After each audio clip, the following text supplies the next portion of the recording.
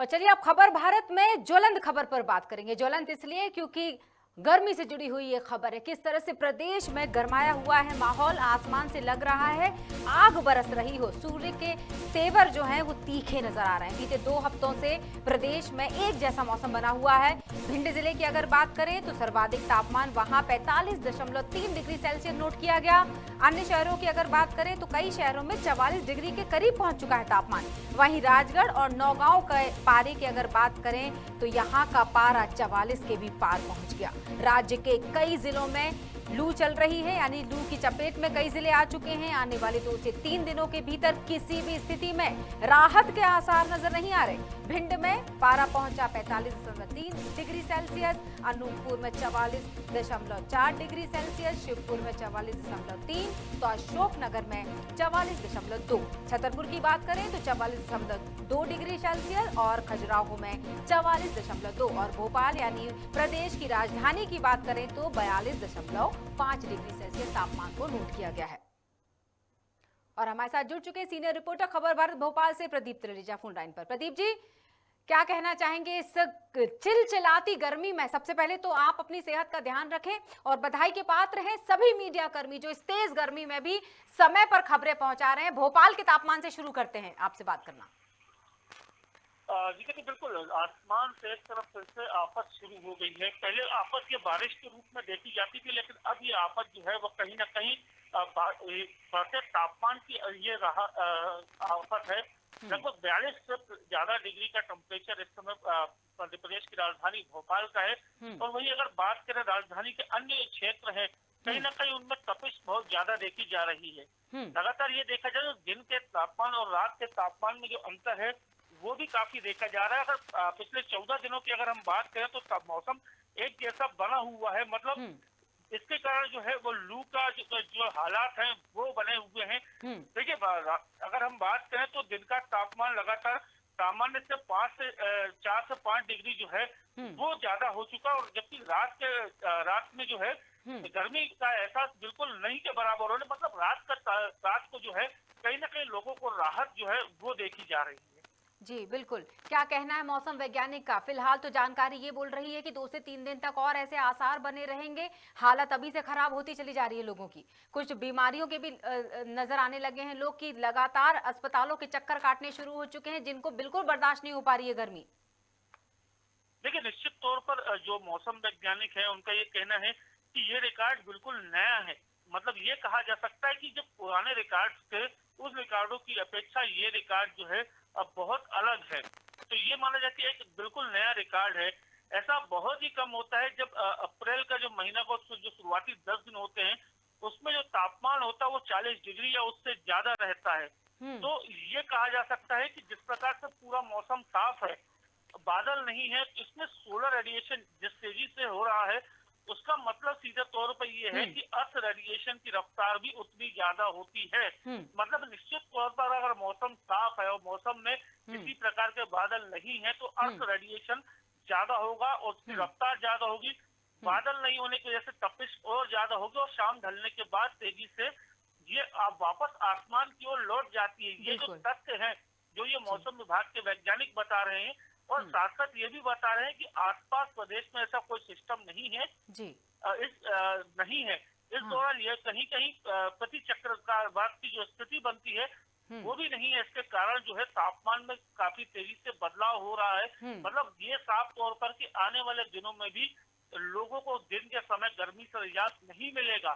साफ तौर पर मौसम वैज्ञानिकों का लोगों से यही अपील कर रहे हैं। खबर भारत भी इस बात की अपील करता है जब आवश्यक हो तभी वो अपने घरों से बाहर निकले। ज्यादा से ज्यादा जितना हो सके वो अपने घरों पे रहें और शीतल पेय पदार्थों का उपयोग ज्यादा से ज्यादा करें। बिल्कुल, क्योंकि इस चिलचिलाती गर्मी में जहां आसमान से पानी के गिरने की एक इच्छा होने लगती है, वहीं अगर पानी की बात की जाए तो पानी की किल्लत भी इन्हीं दिनों देखने को मिलती है। हमारी जो अगली बड़ी खबर है उस पर हम चर्चा करेंगे, वो पानी से ही जुड़ी हुई है।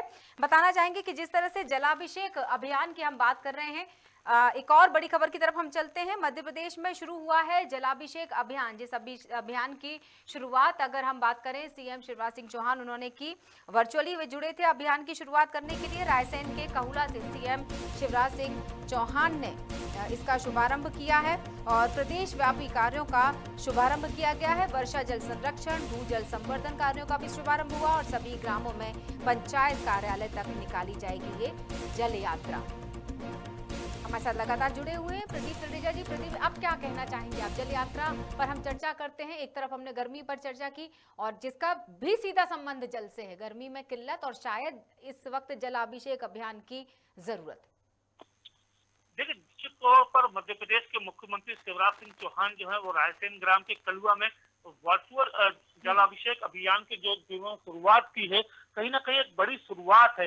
इससे कहीं जो ग्रामीण तबका है जो कहीं ना कहीं बारिश के पानी के जो संरक्षण है वो नहीं करता था, जो वाटर हार्वेस्टिंग जिसे हम कह सकते हैं, उसकी कहीं ना कहीं जरूरत जो है वो देखने में आ रही है। जल संरक्षण जितना ज्यादा आप जल बचाएंगे आने वाली पीढ़ी के लिए उतना ही ये फायदेमंद होगा। साथ साथ ये भी है कि जो दूसरे जो कार्यक्रम हैं, जैसे इसमें हमने देखा है कि जो ग्राम सभाएं हैं या ग्राम पंचायतें हैं वो वर्षा जल संरक्षण और भू संरक्षण किस प्रकार से करें ताकि आने वाले समय में जो है वो परेशानी का सामना न करना पड़े। साथ साथ पंचायत कार्यों तक ये जो जन रैली है जिसको आज वर्चुअली इन्होंने किया है, संबोधित किया है, उन साफ तौर पर ये कहा गया कि जिस प्रकार से प्रदेश के अंदर पानी की जो किल्लत है वो एक बड़ी चीज है कि जो जिससे लोगों को तकलीफ आने वाले समय में न हो, उसको लेकर मुख्यमंत्री शिवराज सिंह चौहान लगातार प्रयास कर रहे हैं। लगातार ये भी देखा जा रहा है कि पेड़ों की जो कमी है उसको भी पूरा करने की बात जो है उन्होंने कही है। साथ साथ लोगों से अपील की है कि ज्यादा से ज्यादा पौधे लगाएं ताकि बारिश अच्छी से अच्छी हो और जो पानी जो जमीन तक पहुंचता है वो ज्यादा से ज्यादा पहुंचे ताकि आने वाले समय में वाटर लेवल जो है वो पूर्ण रूप से लगातार लोगों को पानी जो है वो मिलता रहे। बिल्कुल, जिस तरह से बहुत ज़रूरत है और एक पौधा एक जिंदगी, ऐसा हमेशा कहा जाता है। इसी उद्देश्य के साथ आगे बढ़ते हैं। सीएम साहब ने खुद कहा है पौधारोपण बहुत ज़रूरी है। हर व्यक्ति अगर ये लक्ष्य लेकर चले कि उसे 10 पौधे लगाने ही लगाने हैं तो शायद एक समय ऐसा आएगा कि मौसम को भी अपने मिजाज को छोड़ना पड़ेगा। बहुत बहुत शुक्रिया प्रदीप जी हमसे जुड़ने के लिए और चर्चा करने के लिए। अगली बड़ी खबर है जो हम बताना चाहेंगे दर्शकों को और वो खबर तीसरे डोज को लेकर है। जी हाँ, हम वैक्सीनेशन की बात कर रहे हैं। सभी को पता है तीसरे डोज की शुरुआत हो चुकी है। 18 साल से 59 साल के लोगों को तीसरी डोज लगाई जाएगी। बहुत जरूरी है बूस्टर डोज का लगना। जिनको 2 डोज जिनकी कंप्लीट हो चुकी हैं उनको तीसरा डोज लगवाना पड़ेगा, जिसे बूस्टर डोज का नाम दिया जा रहा है। और इसकी कीमत को लेकर जरूर असमंजस बना हुआ है। इस शुल्क को लेकर जरूर लोगों में परेशानियां देखने को मिल रही हैं। करीब 18 लाख लोग की बात हम करना चाहेंगे। 18 लाख लोगों ने करवाया है रजिस्ट्रेशन, फीस देकर तीसरी डोज लगवाने में, लेकिन रुचि नहीं दिख रही। आपको बताना चाहेंगे पहले दिन सिर्फ और सिर्फ 29 लोगों ने टीका लगवाया था।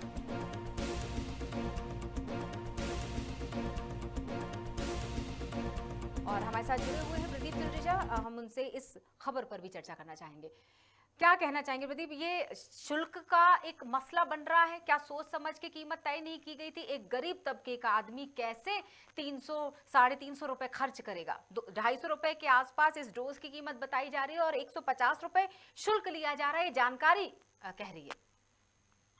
देखिए, बिल्कुल निश्चित तौर पर जिस प्रकार से बूस्टर डोज की हम बात करें, क्योंकि वैक्सीनेशन हो जाने के बाद, क्योंकि पहला डोज और दूसरे डोज में जो हमने समय का अंतर देखा है, क्योंकि पहले डोज में लगने के बाद अगर हम कोविशील्ड की बात करें तो कम से कम 84 दिन का जो समय था, जो टाइम पीरियड था, उसके बाद दूसरा डोज लगना था।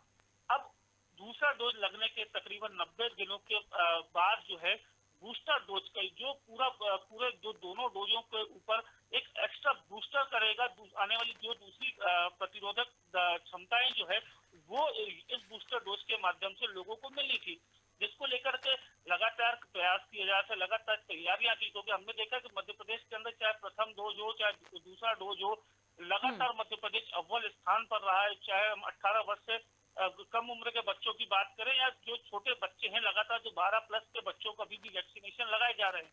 मध्य प्रदेश अपना एक और जो है नाम वैक्सीनेशन के नाम पर रोशन तो जरूर कर रहा है, लेकिन कहीं ना कहीं अब जो दूसरा जो बूस्टर डोज लग रहे हैं उसमें कहीं ना कहीं पेच फंसे हुए हैं। पेच सिर्फ रेट को लेकर के है। देखिए, हम अगर बात करते हैं निजी हॉस्पिटलों को जो है वैक्सीनेशन 630 रुपए में खरीदनी है, और वहीं सरकार इसे 263 माफ कीजिएगा 236 रुपए में लगाने की बात कर रही है। क्योंकि देखिए 150 रुपए तो वैक्सीनेशन का शुल्क है, उसके बाद में जीएसटी वगैरह जोड़ के तकरीबन 236 रुपए की स्थिति जो है वो बनती है। अगर हम पूरे राजधानी भोपाल की कहें तो लगभग प्राइवेट 11 ऐसे प्राइवेट क्लिनिक है जहां बूस्टर डोज लगाने के लिए अथोराइज की गई है। तो ऐसे में जिस प्रकार से कल जो हमने देखा है बहुत ही कम मात्रा में जो डोज लगे हैं तो वो बूस्टर डोज लगे हैं, क्योंकि सरकार ने पहले डोज हो चाहे कोविशील्ड हो चाहे कोवैक्सीन हो वो निःशुल्क लोगों को लगाए थे।